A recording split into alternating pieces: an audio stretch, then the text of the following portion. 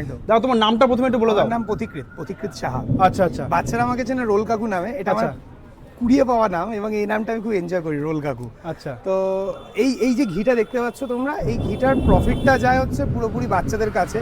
415 জন আমাদের মোট বাচ্চা, এবং এই 415 জনের পড়াশোনার সাথে সাথে নাচ গান, দাবা আবৃত্তি, কম্পিউটার ক্যারাটে এগুলো আমরা শেখাই।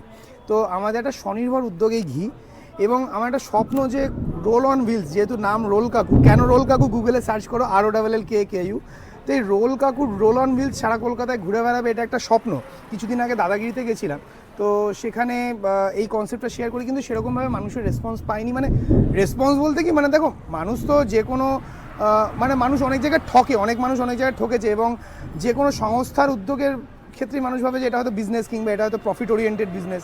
তো সেরকমভাবে আমি রেসপন্স পাইনি, দুই একটা রেসপন্স পেয়েছি। তো হিউজ একটা কনসেপ্ট রোল কাকু, এবং রোল কাকুর যে রোলটা সেটা কিন্তু প্রোটিন রোল, যেটা হচ্ছে প্রত্যেক দিন আমার টার্গেট হচ্ছে 1000টা বাচ্চাকে খাওয়ানোর। গাড়িটা কলকাতায় ঘুরবে এবং পার্শ্ববর্তী এলাকায় ঘুরবে, এবং 1000টা আন্ডার প্রিভিলেজ চিলড্রেনদেরকে খাওয়াবে।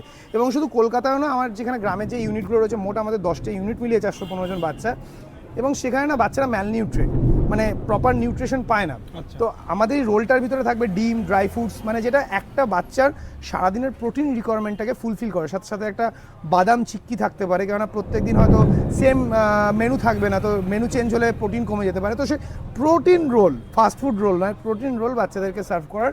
তো সেটার জন্য একটা গাড়ির প্রয়োজন। সেই গাড়িটা কিনতে গেলে যে অর্থের প্রয়োজন সেটা আমার কাছে নেই, তার কারণ আমি সরকারি চাকরি করতাম 2019 সালে, তারপরে সেই চাকরি ছাড়ার পরে জোম্যাটোতে ফুড ডেলিভারি করি, এখনও অবধি র্যাপিডো ডেলিভারি করি, সারাদিনই মোটামুটি দৌড়ানোর মধ্যেই থাকি। তো অনেকটা স্ট্রাগল, নিজের জীবনে কিছু না পাওয়ার থেকে এই অর্গানাইজেশনটা শুরু করেছিলাম, এই সংস্থাটা শুরু করেছিলাম।